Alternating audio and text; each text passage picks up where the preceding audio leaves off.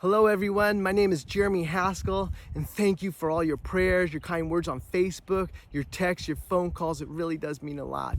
And while my family and I are sad to see what has happened to our small town, we are encouraged and hopeful because of the community at large.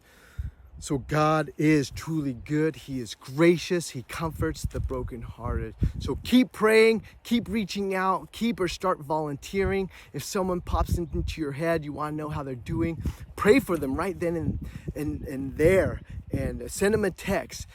Because in the midst of even all of this, may we see Jesus and experience him. So we're in the book of Psalms.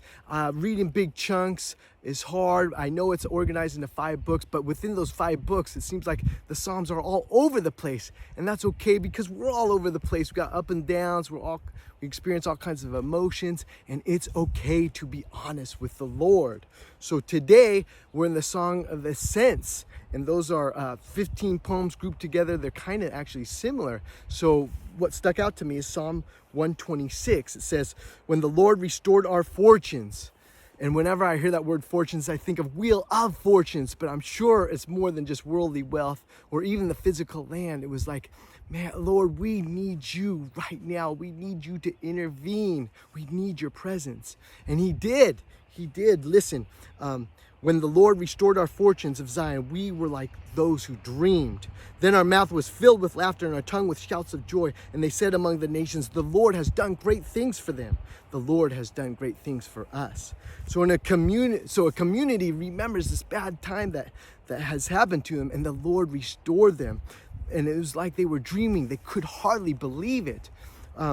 Think of a time in your life when you were restored, like in the book of Joel, or when you were forgiven, or when the Lord lifted your head up.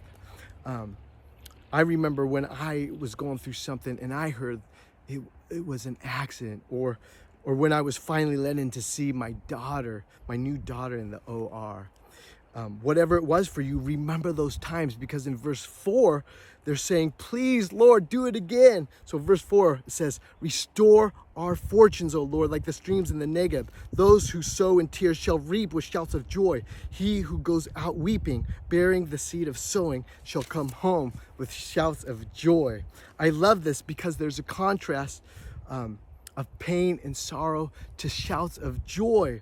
It's like, Lord, you've intervened in the past. We need you to intervene now. We've worked in our tears, but we're gonna reap, like the Message translation says, we're gonna reap shouts of hurrah.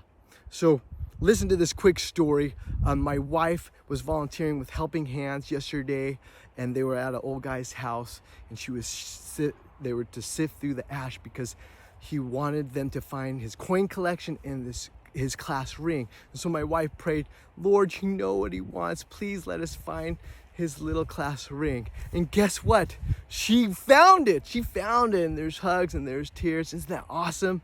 So, oh Israel, oh Southern Oregon, hope in the Lord.